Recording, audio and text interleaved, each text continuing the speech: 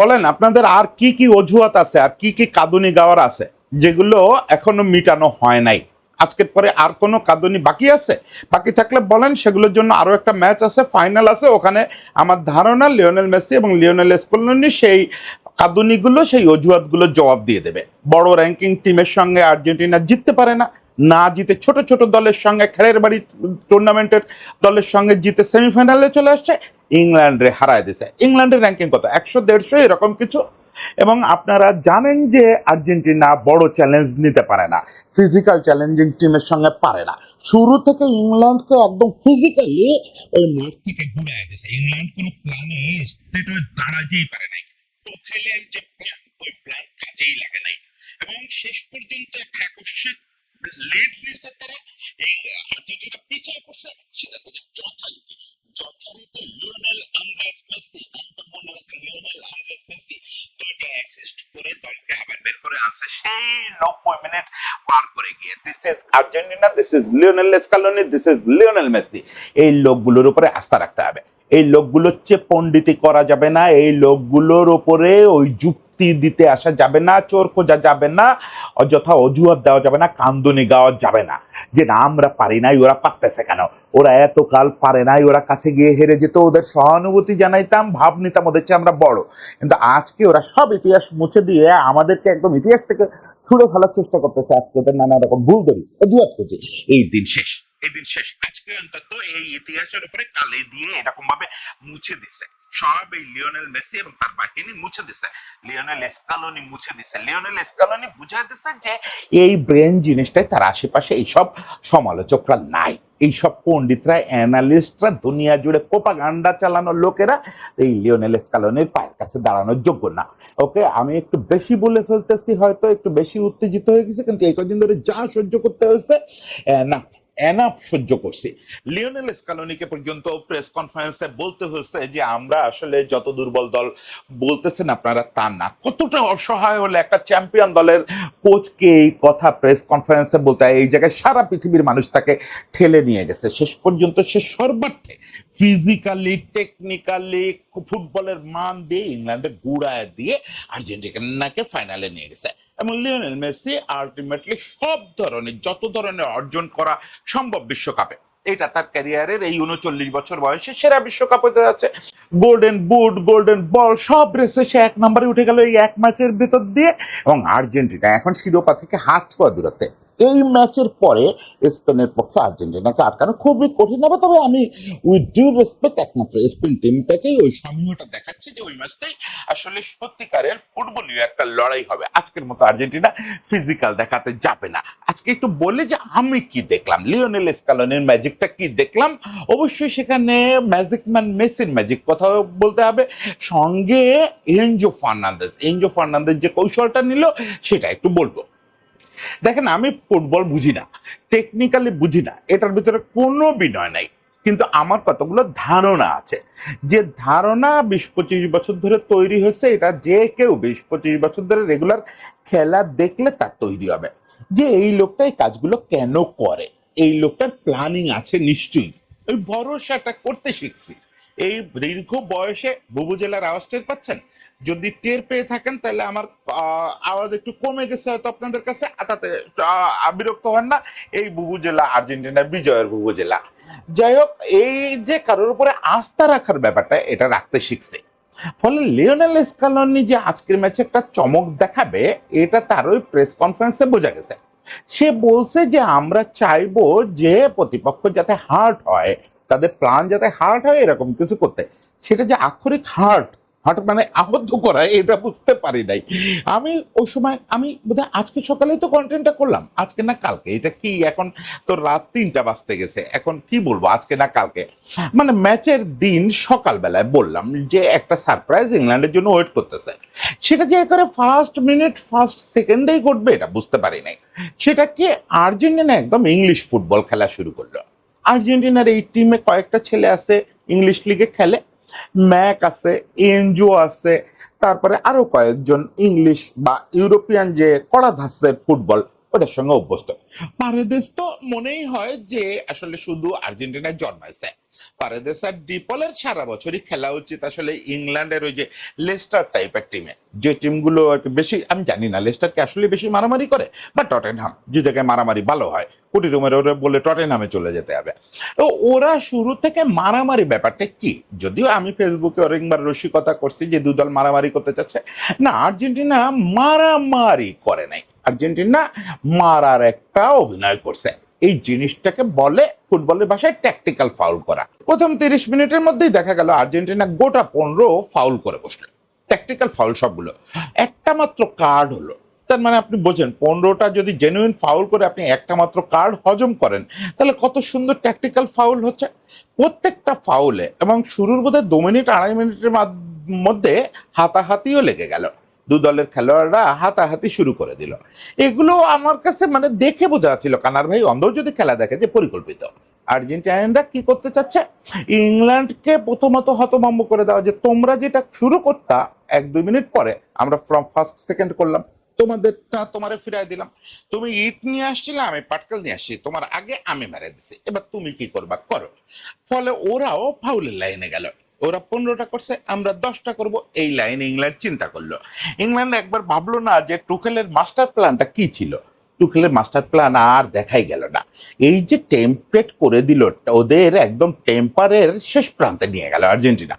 বলের পজিশন ছেড়ে দিল ওদের হাতে, শুধু আক্রমণে আসলেই ফাউল করতেছে, ফাউল করতেছে, ট্যাকটিক্যাল ফাউল, এবং দুর্দান্ত সব ক্লিয়ার, দুর্দান্ত ক্লিয়ার, দুর্দান্ত ট্যাকেল। প্রথম মিনিট 20 পর্যন্ত ওদের, তোমরা খেলো, তোমরা এটাকে আসার চেষ্টা করো, মানে সোজা কথা ইংল্যান্ডকে তার প্ল্যান ভাবতেই দিল না। ABC, আরে ভাই আমাকে তো শুরু করতে হবে গোছায়, একটা খেলা তো গোছাতে হবে। আর্জেন্টিনা আজকে চিন্তাই ছিল ডেস্ট্রয়, আজকে ডেস্ট্রয় করব, আমাদের প্রথম হাফে কাজ হবে ইংল্যান্ডের সব প্ল্যানের ডেস্ট্রয় করে দেওয়া। ওই যে মানুষ বলে যে আপনার প্ল্যান কি, আমার প্ল্যান হচ্ছে অপ্ল্যান। ওই একটা সিনেমায় দেখছিলাম, নির্ঝর সাহেবের সিনেমাটার নাম ভুলে গেছি। ওমান ফরিদিরে জিজ্ঞেস করতেছে ফেরদৌস যে আপনি কি করেন, তো বলতেছে আমি কিছু না করার চেষ্টা করতেছি। ওরকম আজকে স্কালনের ওই প্রথম হাফের প্ল্যান কি, যে কোনো প্ল্যান থাকতে পারবে না, আমিও প্ল্যান রাখবো না, আমার প্ল্যান আছে, কিন্তু ও যেন প্ল্যান নিয়ে থাকতে না পারে, ও সব প্ল্যান গুলা ফেলবে, এ থেকে জেড পর্যন্ত সবগুলা মাখায় ফেলবে, যে ভাই কি করবো, এরা কি করতেছে, এরা তো কোনো মানে বিশৃঙ্খল চাওস, মানে পুরা মাঠ জুড়ে যাচ্ছে তাই পরিস্থিতি। তারপরে তারপরে কুল ডাউন করে ফেললো, যে স্কালনি দেখলো যে ওকে কাজ হয়েছে, ওদের মাথা খারাপ হয়ে গেছে, ওরা উল্টাপাল্টা আচরণ করতেছে, ওরা অ্যাটাক করতে ভুল করতেছে, বারবার মিস পাস দিচ্ছে, দেন দেন এবার খেলা নিয়ন্ত্রণ করো, খেলা নিজেরা বল পজিশন ফিরায় নাও।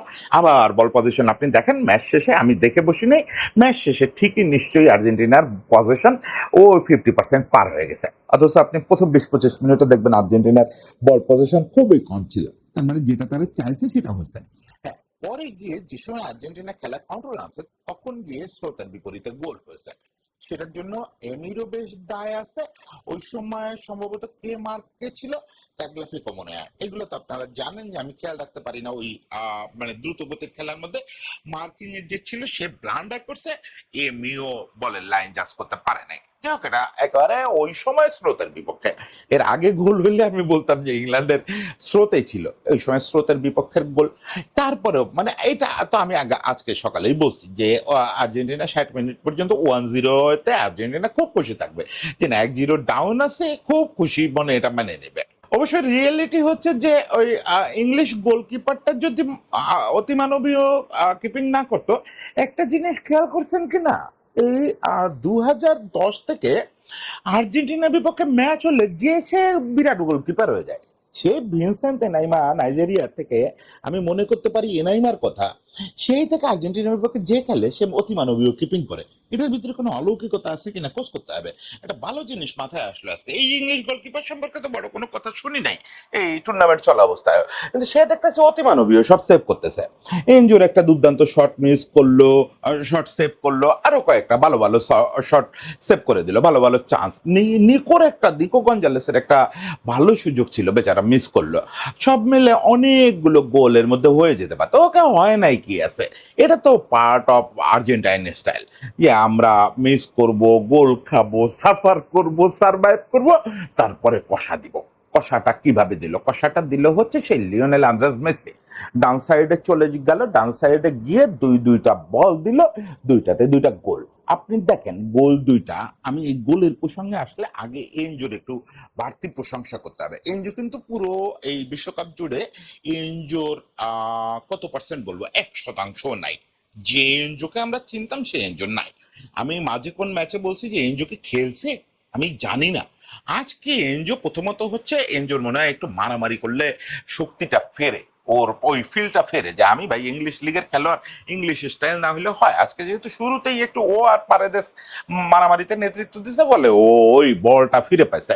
আজকে ও একটা কৌশল নিছে, যেহেতু ওই ওরা তো পরে লো ব্লক হয়ে গেল, ওটা তো ভাঙা যাবে না। ফলে মেসি যেই বল দিচ্ছে যে কয়বার ওরে, ও সে কয়বার বক্সের বাইরে থেকে দূরপাল্লা শট নিচ্ছে। দুইটা শট নিল, একটা পোস্টে লাগলো, একটা পোস্টের উপর দিয়ে গেল। আমি তখনই অনুমান করতেছিলাম এনজো একটা দূরপাল্লা শটে গোল করবে। এটা অনুমান মানে বুঝে ফেলা না, এইটাতে পাণ্ডিত্যের কিছু নাই।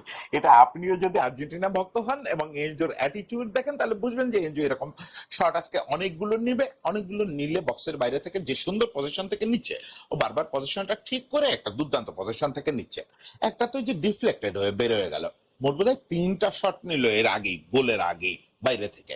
তার ভিতরে একটা ডিফ্লেক্টেড হলো, একটা ওপর থেকে গেল, একটা পোস্টে লাগলো। তাহলে এখান থেকে গোল হবে, এটা এগুলো বোঝা মানে সাধারণ অনুমান। ফলে ওখান থেকে গোল করে ফেললো এনজো। এনজোর এই যে চেষ্টাটা বাদ দেয় নাই। আর্জেন্টিনার এই গুণটা, এই দেখেন সাফারিং কথাটা বারবার আসে কেন, যে তুমি একটা জিনিস চেষ্টা করতেছো, করে যাও করে যাও করে যাও, এক সময় পাথর ক্ষয় হবে ভাই। খালি হাতে পাথর ঘুষি মারতে থাকো, এক সময় ক্ষয় হবে। কিন্তু হাতের থেকে রক্ত বেরোনো শুরু করছে দেখেই ঘুষি মারা বন্ধ করো না। তাহলে পৃথিবীর বড় বড় অনেক অনেক স্ট্রাকচার নির্মিত হতো না, মহা মহা পিরামিড নির্মিত হতো না, মানুষ যদি ওই অক্লান্ত পরিশ্রম করে না যেত। এই যে সেটা করে গেছে, ফল পাইছে। মেসি ডান পাশ থেকে বল সার্ভ করে যাওয়া শুরু করছে, ফল পাইছে। সিমিওনের ছেলেটা উঠে গেছে, কিন্তু সিমিওনের ছেলেটা যেটা করার দরকার ছিল, ত্রাস সৃষ্টি করে দিয়ে যাওয়া ডান পাশে, সেটা করে দিয়ে গেছে। মানে আজকে যা প্ল্যান, এই লোকটা প্রতিদিনই তার প্ল্যান কাজ করে, আমরা ভাবি কাজ করে না। আজকে চোখে আঙ্গুল দিয়ে দেখালো যে দেখো আমার প্ল্যান কিভাবে কাজ করে। আমি প্রথম হাফে যা চাইছি প্রথম 30 মিনিটে তাই হচ্ছে, তারপরে যা চাইছি শুধু গোলটা আমার মতের বিপক্ষে হচ্ছে, তাতে বিরাট কোনো অসন্তুষ্ট হই নাই, বাকি সবটুকু প্ল্যান অনুযায়ী হচ্ছে। সিমিওনের ত্রাস তৈরি করে দিয়ে যাওয়ার দরকার ছিল, নিকোর বারবার চান্স ক্রিয়েট করার দরকার ছিল, এভরিথিং ওকে। এবং লাউতারোর ওই নেমে ওই যে সুপার সাব হয়ে উঠতেছে আস্তে আস্তে লাউতারো, লাউতারো ঠিক একটা অ্যাসিস্টে গোল করে ফেললো। অ্যাসিস্ট দুটো কে করলো যেন খেয়াল করছেন নাকি? দুইটা অ্যাসিস্ট লিওনেল আন্দ্রেস মেসি। সকাল আজকে বিকালে বলতেছিলাম না যে মেসির একটা গোল বা দুইটা অ্যাসিস্ট হলে 16 কলা পূর্ণ হয়। কেন? আপাতত ক্লিয়ান এমবাপ্পেকে গোল্ডেন বুটের লড়াইতেও টপকায় গেল। যেহেতু অ্যাসিস্ট হয়ে গেল 4টা আর গোল 8টা, 8 আর 4 12টা। ওরে বাবা রে বাবা, আপনি চিন্তা করেন 12টা গোল কন্ট্রিবিউশন আজকের দিনে একটা বিশ্বকাপে, মাই গুডনেস। এটা মেসির জীবনের তো সর্বোচ্চই, আধুনিক ফুটবলের সর্বোচ্চ। মেসি কিন্তু তার ক্যারিয়ারের সেরা বিশ্বকাপ কাটাচ্ছে। 8টা গোল মেসির সর্বোচ্চ, 4টা অ্যাসিস্ট, আর একটা অ্যাসিস্ট হলে নিজের রেকর্ড ছুঁয়ে ফেলবে, হয়ে যাবে। এবং ওলিসের, যেটা আমার কালকে পর্যন্ত মনে হচ্ছিল যে ওলিসের 5 অ্যাসিস্টের এবারে যে সর্বোচ্চ অ্যাসিস্ট, এটা মনে হয় মেসি ছুঁতে পারবে না। এক অ্যাসিস্ট নিয়েছিল তো সেমির আগ পর্যন্ত, সেটা 4-এ পরিণত হয়ে গেছেন। বোঝেন অবস্থা, মানে কোন জায়গা থেকে আপনি ঠেকাবেন। র্যাঙ্কিং এ টোটাল রেটিং এ টুর্নামেন্ট জুড়ে 9.9-এ উঠে গেছে। 10 ছুঁয়ে ফেলবে যে কোনো সময়, মনে হচ্ছে ফাইনালটা এই স্ট্যান্ডার্ড খেললে 10 ছুঁয়ে ফেলবে। গোল্ডেন বুট, গোল্ডেন বল, কোনোটা দৌড়ে আর আশেপাশে কেউ নাই। তৃতীয় স্থান নির্ধারণী ম্যাচে অলরেডি এমবাপ্পের সঙ্গে দেশামের লেগে গেছে। এমবাপ্পে দেশামরে মানে যা শোনানো শুরু করে দিছে। এরপরে এমবাপ্পে নেমে একটা অতিমানবীয় পারফরমেন্স তৃতীয় স্থান নির্ধারণী ম্যাচে করবে, এটা আমার খুব একটা বিশ্বাস হচ্ছে না। করলেও ওইটারে টপকানোর ক্ষমতা লিওনেল মেসির আছে, আর আমার মনে হয় সন্দেহ করার কিছু নাই। আর দ্বিতীয় কথা হচ্ছে আর পাওয়ারও কিছু নাই। দেখেন এইটুকু এই বিশ্বকাপ চলা অবস্থায় প্রত্যাশা তৈরি হয়েছিল। যখন বিশ্বকাপ শুরু হলো তখন আমি কিচ্ছু চাই নাই, মেসি আসছে, আনন্দ করবে, ফার্স্ট রাউন্ডে একটু ভালো খেলবে, বিদায় নেবে।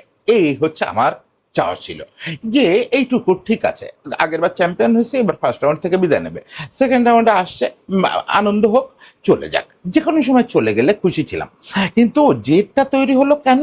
যখন আর্জেন্টিনাকে নিয়ে এই যে সর্বাত্মক একটা প্রোপাগান্ডা শুরু হলো। এই চুরি করে খেলো রে, এই পারে না তাও আগাচ্ছে, এই ভালো দলের সঙ্গে খেলে না, এই কোয়ালিটি খেলে না, এই স্কালোনি ফুটবল বোঝে না। স্কালোনির ব্যাপারটা আমার সবচেয়ে হৃদয়ে লাগছে। লিওনেল মেসির এত ছোট করার ক্ষমতা এদের আর নাই, মুখেও ওই সাহস নাই। কিন্তু স্কালোনির মতো মানুষে আপনি যখন তার বারবার তার টেকনিক নিয়ে প্রশ্ন তোলেন, তার যোগ্যতা নিয়ে প্রশ্ন তোলেন, আজকে এই ৮ বছর পরে এসে তার যখন এগুলা মানে এইগুলা প্রশ্ন ওঠে, খুব কষ্ট লাগে। সেই জায়গা থেকে আজকের এই পারফরম্যান্সটা দেখতে চাইছিলাম। তা না হলে বৈরাগ্য তো হয়ে গেছে লুসাইলে। ২২-এর লুসাইলে বৈরাগ্য হয়ে গেছে। কিসের ফুটবল, কিসের প্রাপ্তি, কিসের গোল্ডেন বুট, কিসের গোল্ডেন বল, কিসের ব্যালন ডি'অর আর কিসের বিশ্বকাপ। এইগুলার আশায় আর আর্জেন্টিনার সমর্থকরা ছিল। আর্জেন্টিনার সমর্থকরা এই যে এই কাজটা আজকে আর্জেন্টিনার এই জায়গায় আছে শুধুমাত্র এই প্রোপাগান্ডা। আর্জেন্টিনার টিমও এটা করতো না। আর্জেন্টিনার টিমও হাসতে হাসতে দেখা যেত কোয়ার্টার ফাইনাল টাইনালে হারে বাড়ি চলে গেছে। তারাও আসছিল এবার মজা করতে। It's all about fun. কিন্তু আপনারা চেতায়া দিয়ে সব সময় সবাই সতর্ক করে, মরিনো থেকে শুরু করে সবাই সতর্ক করে, আর্জেন্টিনারে আর মেসিরে চেতায়েন না। সেই ভুলটা করলেন। সবাই মিলে প্রোপাগান্ডা শুরু করলেন, সবাই মিলে আর্জেন্টিনারে নিয়ে নেতিবাচক কথা বলা শুরু করলেন। কে করা এখন ওই যে যা ওই আপনি সাপের লেজে খোঁচা দিবেন আর সেই সাপ চুপ করে থাকবে, তাই হয় ওই ঘুমন্ত সাপ জাগায় দিলেন, আনন্দ করতে আসা সাপকে খেলতে বাধ্য করলেন। আর সে খেললে কি হয় সেটা নিশ্চয়ই বুঝতে পারছেন, যে সে খেললে নারায়ণগঞ্জের খেলাটাই হয়, ব্রাহ্মণবাড়িয়ার খেলাটাই হয়। শেষ পর্যন্ত আজকে একটু বেশি কড়া কথা বলে ফেলতেছি সারাদিন সকাল থেকে, তাই না? আসলে হজম হচ্ছে না, হজম হচ্ছে না। শেষ পর্যন্ত মানুষ তো অনেক সহ্য করলাম, অনেক সাফার করলাম, আর্জেন্টিনার টিমের মতোই সাফার করলাম। এগুলো নিয়ে আগামীকালকে নিশ্চয়ই আরও বলবো, ধরে ধরে বিভিন্ন বিষয় ধরে বলবো, তবে এরকম উত্তেজনাপূর্ণ কথা আর বলবো না। আজকেই এটা আজকের মতো আজকেই এখানেই ফিনিশ। যা জবাব দেওয়ার বলে ফেলছি। এখন আর্জেন্টিনার জন্য শুভকামনা, এনজয় করেন, লিওনেল মেসির জন্য প্রার্থনা করেন, আর কিছু দরকার নেই। যথেষ্ট হয়েছে, যথেষ্ট হয়েছে ভাই। ফাইনালে আরেকবার দেখতেছি এই ৪ বিশ্বকাপে ৩টা ফাইনাল খেলতেছে লিওনেল মেসি, এবং ৪ বিশ্বকাপের মধ্যে ৩য় গোল্ডেন বল, প্রথম গোল্ডেন বুটের দিকে ছুটতেছে। আর কি লাগে? আর কিচ্ছু লাগে না। সবার জন্য শুভেচ্ছা, সবাই ভালোবাসা, বাকিরা একটা ঘুমায় না। আমি অসুস্থ মানুষ, হাই প্রেশারের রুগী, অমুক আছে তমুক আছে, আমি একটা ঘুম দেই, আপনারা সেলিব্রেট করেন। সবাই ভালো থাকবেন।